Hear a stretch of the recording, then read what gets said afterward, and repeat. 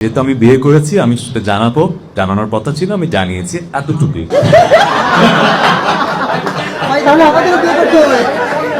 যেরকম উত্তর মজা করে দিতে চাই দিতে পারছি না। কেন তার প্রেমে পড়েছি, কেন তাকে ভালোবাসি, যেটা আমাদের খুব পার্সোনাল।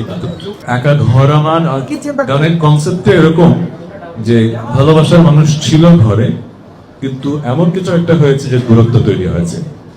কিন্তু দূরত্ব তৈরি হলেও একে অপরকে অবহেলা করছি। হয়তো এক ঘরের একজন আর্টিস্ট, একজন সেলিব্রিটি, আর আমি সাধারণ মানুষ।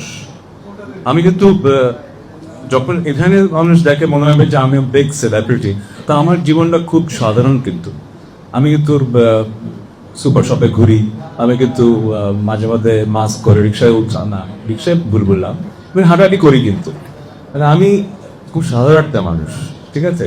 তারপরে এই প্রশ্নটা কাকে করছে ভাইয়ের জন্য, আসলে এটা চমক না, এটা জীবনের একটা অংশ। এটা জীবনের একটা অংশ, আমার পার্সোনাল লাইফের খুবই ইম্পর্টেন্ট অংশ। কিন্তু যেহেতু আমি এখন সেলিব্রিটি, তা চাই মানুষ আমাকে সেই সম্মানটা দেয়, মানুষ আমার কাছে জানতে চায় আমার পার্সোনাল লাইফে কি হয়, আগ্রহটা আছে। আমি লুকিয়ে তো না কম, যেহেতু আমি বিয়ে করেছি আমি সেটা জানানোর কথা ছিল, আমি জানিয়েছি এতটুকুই। এর বাইরে আসলে সাদর হাসান যে বিয়ে করেছে তার আর কিছু বলা। বিয়ে করেছেন, বিয়ের পরে যে অনুভূতিটা একটু আমাদের সাথে রয়েছে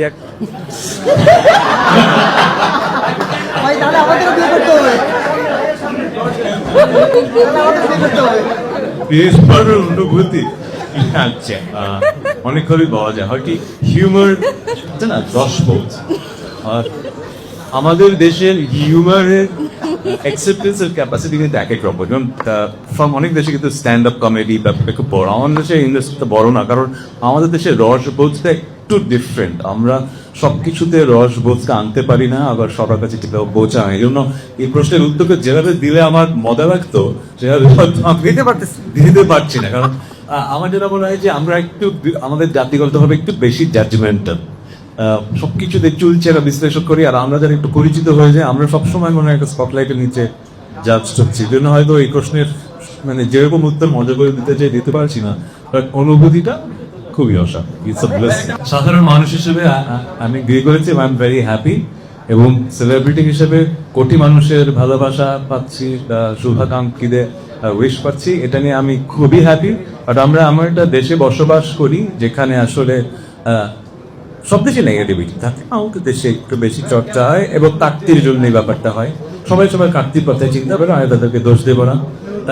যে ইন্টারভিউ দিচ্ছে সেও কাটতির জন্য, যে ইন্টারভিউ দিচ্ছে সেও কাটতির জন্য। সো আমার কাজ হচ্ছে যে ওই যে বললাম, বছরের বছর গান করে যাওয়া, মানুষের মনের মাঝে জায়গা করে যাওয়া, তাদের সাথে বন্ধন।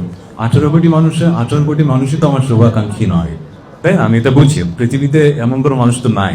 সো আমার কথা হচ্ছে আমি যাদের জন্য গান করি, তাদের জন্য গান করছি, তারা আমার এই সময়টায় খুশি হয়েছে। তো আমি নিজেকে ভাগ্যবান মনে করি যে আমি আমার একটি মানুষকে পেয়েছি যার পার্সোনাল লাইফে অনেক সুন্দর ঘটনা থাকে যেগুলো আসলে ক্যামেরার সামনে পাওয়া রুচিশীল।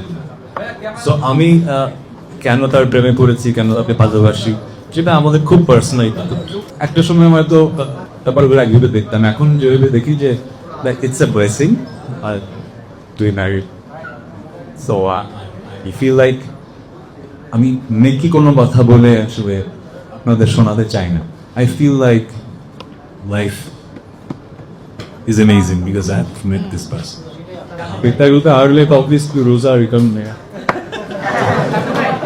সেলিব্রিটি আসাম, আর্টিস্ট আসাম, আর সাধারণ মানুষ আসাম।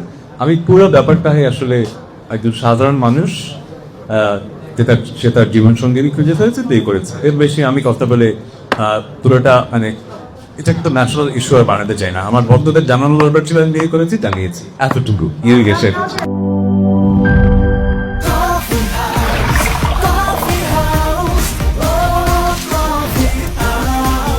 কফি হাউস, প্রতি চুমুকে আড্ডা জমে।